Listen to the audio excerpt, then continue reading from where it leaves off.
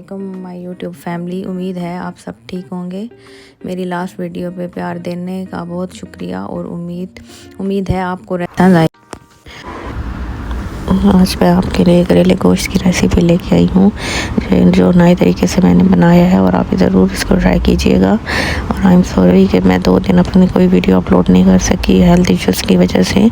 मेरी तबीयत कुछ ठीक नहीं थी और मेरी बेटी मैंने कुकर लिया। कुकर में मैं 1 से 2 कप पानी डालूंगी। जब पानी अच्छे से बॉईल हो जाएगा तो मैंने इसमें गोश्त ऐड कर दिया। ये मैंने लैम्ब का लिया था 1/2 kg। आप मटन या बीफ में भी बना सकते हैं। ये मैंने प्याज, अदरक, लहसुन और ग्रीन चिलीज़ को चॉप करके रख लिया था। अब मैं इसको ग्राइंडर में ग्राइंड कर लूँगी।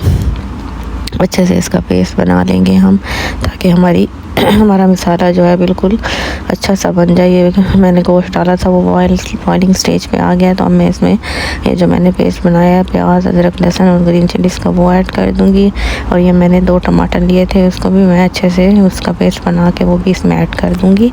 और फिर ये मसाले हैं, होम स्पाइसेस हैं, जिसमें मैंने 1 से 2 टेबल स्पून नमक डाला है। आप अपने हस्बैंड जायका के हिसाब से भी डाल सकते हैं। और 1/2 टेबल स्पून मैंने इसमें टर्मरिक पाउडर, हल्दी डाली है। 1/2 टेबल स्पून ही मैंने इसमें रेड चिली पाउडर का ऐड किया है। और 1/2 टेबल स्पून मैंने इसमें पिसा हुआ ज़ीरा डाला है। और 1/2 टेबल स्पून ही मैं इसमें धनिया पाउडर ऐड करूँगी। इसमें सारे मसाले ऐड करके तो आपने इसको अच्छे से मिक्स करके 2 प्रेशर लगा देना है। तो मेरा गोश्त जल्दी गल जाता है 10 से 15 मिनट में। अगर आपका जैसे भी गलता है तो आप उस हिसाब से देख लें। ये मैंने करेलों को अच्छे से काट के साफ़ करके रख दिया छील के। तो अब जब मैंने थोड़ा सा पानी रहता होगा गोश्त में और थोड़ी सी गोश्त में कसर भी रहती होगी, तो हम करेले भी डाल देंगे ताकि हमारे करेले अच्छे से गल जाएं। और ये देख लें थोड़ा सा पानी रहता है तो मैंने इसमें ये डाल दिया था। और ये मैंने गार्निश के लिए धनिया और ग्रीन चिलीज रखी हैं। अब ये मेरे करेले गल चुके हैं। अब मैंने इसमें 3 से 4 चम्मच योगर्ट के ऐड करूँगी, दही के। तो दही में मैंने थोड़ी सी ब्लैक पेपर, काली मिर्च ऐड की थी। अब ये देख लें इसमें मैं ऑयल भी डाल दूंगी साथ ही।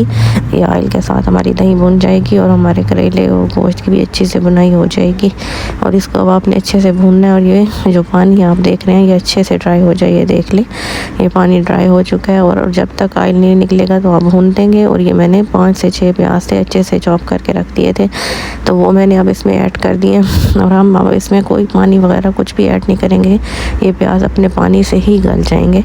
तो आप हल्की आंच पे बस इसको रख दें और ना ही कुकर लगाना है आपने। तो ये देख लें मैं अच्छे से मिक्स कर लिया, मेरे प्याज गल चुके हैं। और ये मैं अब इसमें 1/2 लेमन निचोड़ूंगी, इससे जो करेलों की कड़वाहट होती है तो वो ख़त्म हो जाती है। तो आप ज़रूर इस रेसिपी को ट्राई कीजिएगा और मुझे कमेंट सेक्शन में भी बताइएगा। मैं इसको गार्निश कर दूँगी। और प्लीज़ मेरी वीडियो को अंत तक देखा करें, लाइक, शेयर और सब्सक्राइब भी किया करें, मुझे मोटिवेट करें। आपका बहुत शुक्रिया। Till then take care and Allah हाफिज़।